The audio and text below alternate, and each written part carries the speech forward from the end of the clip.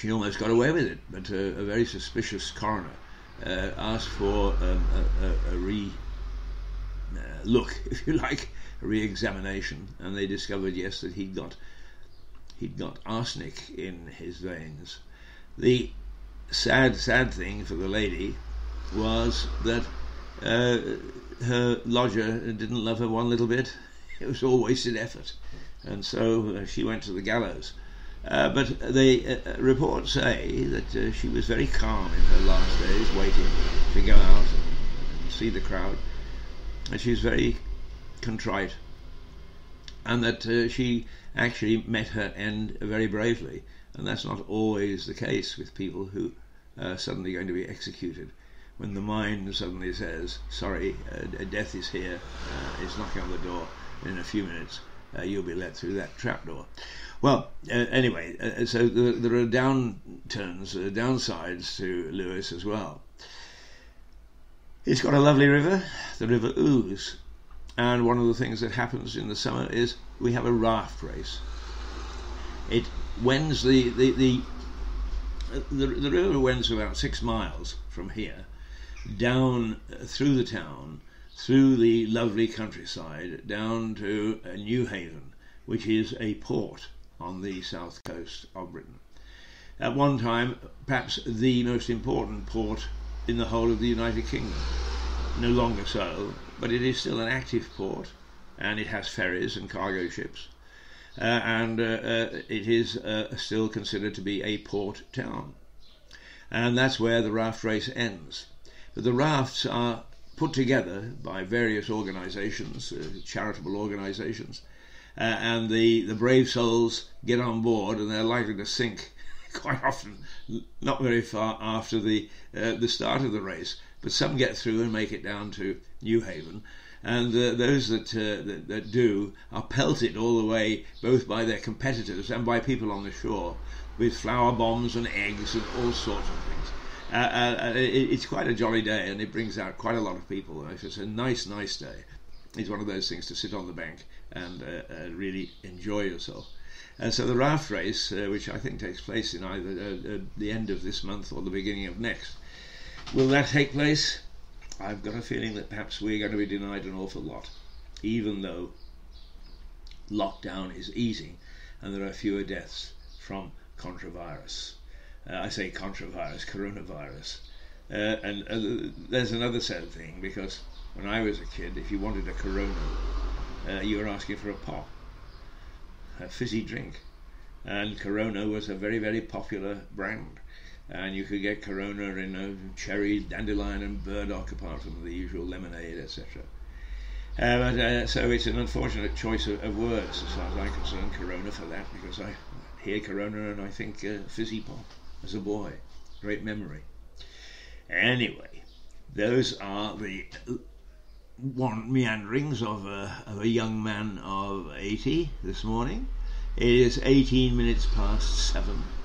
And one of the things about being as old as I am is I can talk freely about people who are famous during my lifetime, and I see the glazed look of even sort of reasonably mature people is they've never heard of these people. But one of the things that I always found very funny was Jack DeManio was a very famous BBC DJ. They didn't call them DJs in those days, they were presenters or whatever, announcers even. But DeManio had the breakfast show, and he was well known for the fact that he could never get the date right. He could never ever get the time right. And so people would be getting up and they'd hear DeManio say, oh, it's 10 to 9, and they'd panic and start to brush their teeth or pull their knickers on or whatever they did just to get out to work, only to find out that he meant 10 to 7.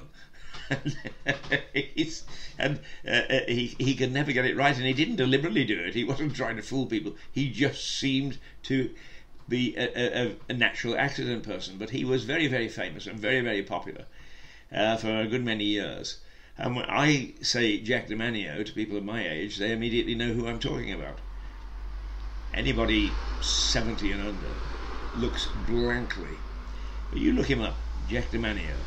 Always admired him as a DJ.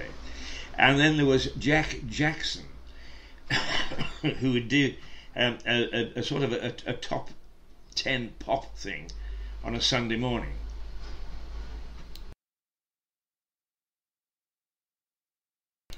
I've used the Cox button again, and I've done it reasonably well. And he discovered a record which I've played over the years, and I really must see if I can find it, because it was a little Chinese lady, and the track was called Rose, Rose, I Love You. Rose, Rose, I love you. Dee, dee, dee, dee, dee, dee. Okay, I wretchedly sing the thing to death, but she sang it in Chinese, and he played it every Sunday, and it became a byword in the streets. You could hear everybody humming this song, da da da da da da da da da, and it was done with a sort of a deliberately Chinese background, and became top of the pops, if you like. And if I can resurrect it from somewhere, because I know it is around, I will play it. It's a delightful and charming piece, and it turned out that I can't remember the name of the lady who sings it, but she turned out to be charming as well, and won the hearts of everybody. And when you think that I'm talking about sort of 1947, 48, 49, you'll realise that in post-war Britain things were very different, and for this young lady to win the hearts of the British public, particularly since we tended to be suspicious of anybody overseas at that particular stage, she did very well, very well. So keep an ear open for it. Rose, Rose, I Love You, and it's just a terrific, terrific track. Well, let's do a Domanio. It's 7:21. How long have we been on the air? We've been on the air 22 minutes and 6 seconds. Now, I talked about computers. And let me tell you straight away that Rouser Radio is part of Mirador Media.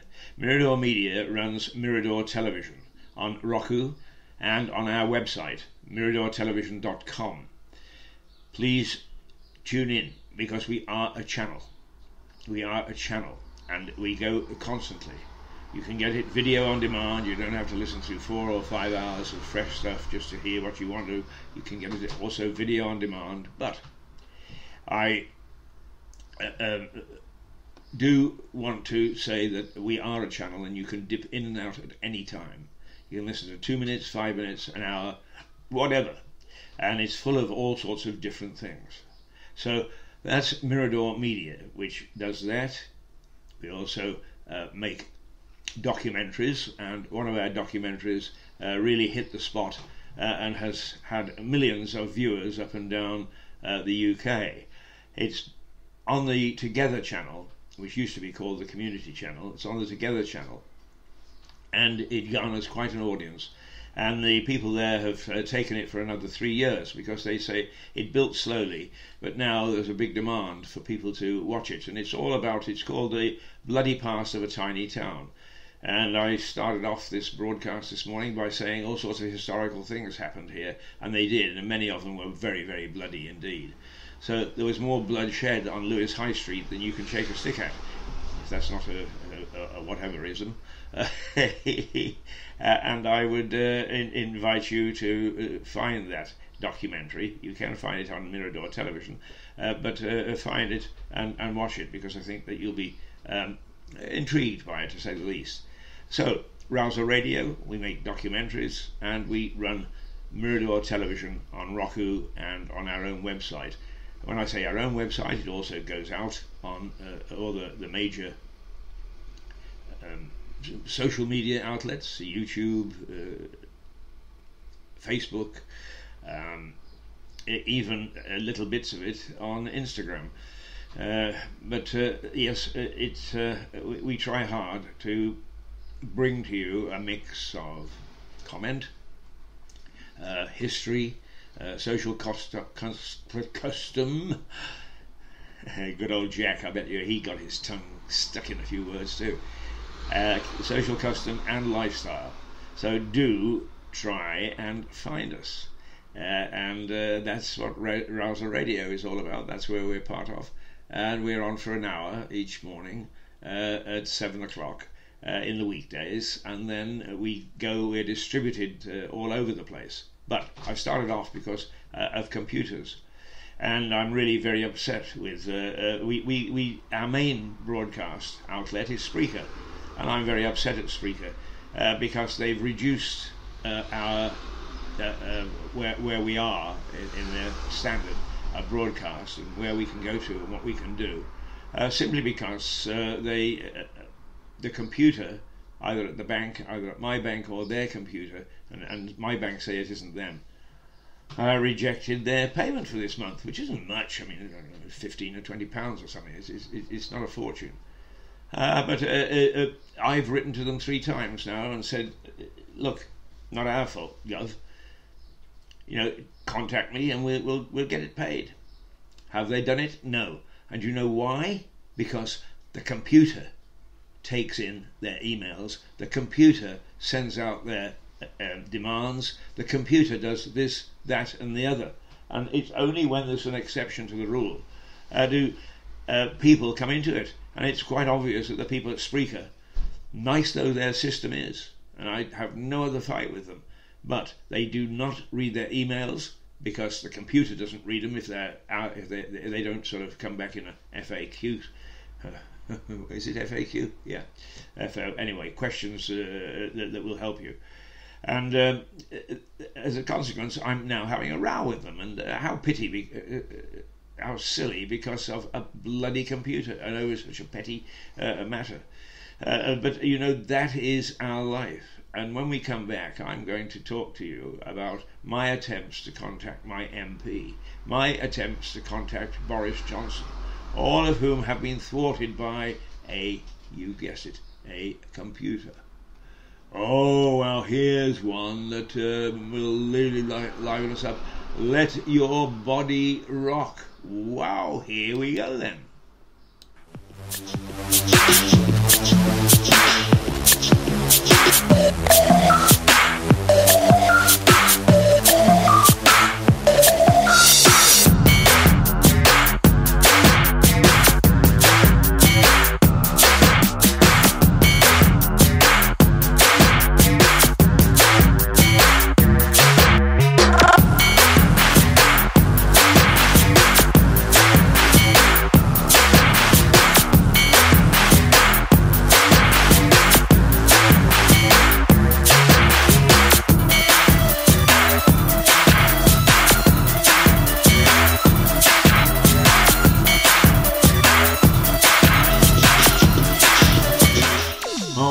Got me going this morning.